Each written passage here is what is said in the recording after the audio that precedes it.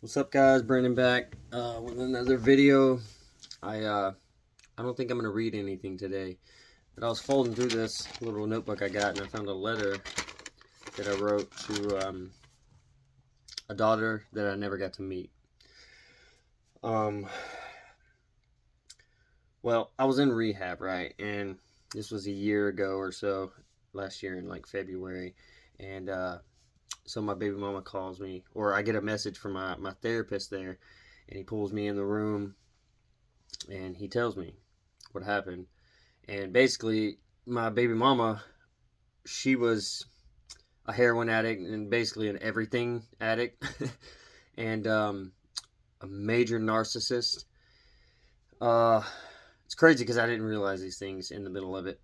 I'm a people pleaser, and I was just, I felt like that I had a duty to my family to stay with this girl for some odd reason. She stabbed me twice.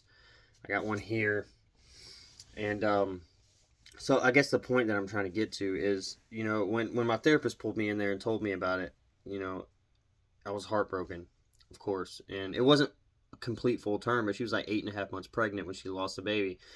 But it was all due to heroin and her own afflictions, which I hope that she gets better one day. Um, but it's just crazy that I didn't realize how my behaviors and my own afflictions were affecting everyone else around me. I thought it was just me, like it's all me. Um, so I just don't want to hurt people anymore. And a year later into sobriety, I lost my family before I even got sober. And I kind of used it as fuel to get sober from everything.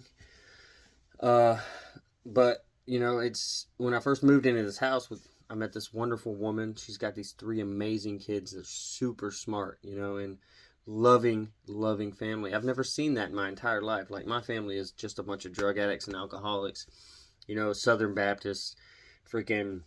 You sit down, shut up, do what you're told, and you instill fear into children so that they will conform to the way you want them to.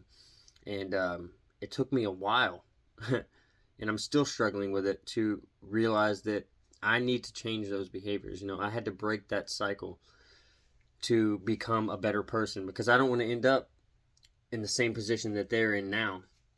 And I put in a lot of work with these children, and it's amazing because in the beginning, I really felt like I was giving all my love that I should have been giving to my kids to these kids, and it really put a toll on me and my behaviors. I act out in anger. I don't know. I'm a rageaholic. Um, and I'm so grateful that this woman that I'm with is just stuck by me the entire time. She let me act out. She let me run off and come back. And, I tried to leave and commit suicide, and she would not let me. I stole her car, left her in a hotel 7.5 hours away from where she lives, and it was pretty it took a toll on me. I felt it in my heart that I was doing something wrong. I knew I was doing something wrong because I was a little sober before that, but not really. And I used my kids as fuel to let her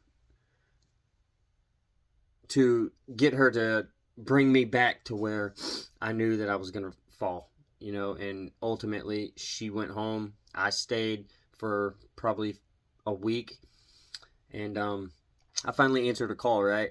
And I was about to go hang myself off of a bridge because I thought all my friends were going to be like, oh, Brandon's home, and all open arms and stuff. And it was not what I expected it to be. And it just wasn't like that. It was worse than before because now I have this head full of all this good stuff and the way life can be, right? And I just wanted to end it again because I committed suicide and died for 3 minutes last year before I went to rehab, and it just didn't work. Somebody woke me up, and I just didn't know what else to do. And I'm so grateful for this girl because she came and got me. I couldn't tell her to come get me, but she did it. and she saved my life. And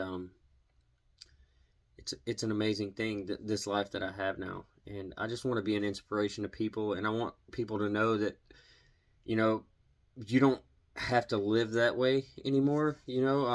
I would like to be some sort of voice for people that feel like they don't have a voice, because I know for a long, long, long time I never felt like I had a voice, because I grew up in a family that just told me to shut up, don't deal with your emotions, just shove it down and just keep it moving, and I still do that to this day, and it's not so easy changing 30 years of behavior and trauma, and it's been a blessing for me. So yeah, I don't really know what I'm trying to say here, except I'm grateful. I live in gratitude every single day, even if I find it in the smallest things. And I'm not perfect, but I'm so grateful that I can notice my behaviors now. I'm allowed to act out. I'm allowed the space to act out, and then learn from that behavior, because I have somewhere where I can come back to and be loved, and my entire life I didn't feel loved. Even when I was with people, I felt so alone. And as many people as was around me, it's kind of crazy to say that, but I felt so alone. It's like everyone else was moving so fast around me, and my time was just like slowed down. But yeah, I wanted to post another video and let you guys in on a little bit, and hopefully this can help somebody along the way. I hope my videos get better. Maybe I can get some better equipment or something. And I don't really know what I'm trying to do, and hopefully it helps somebody. So thank you guys for listening and being supportive. Everybody that's made comments. So yeah, thank you guys. See you next time.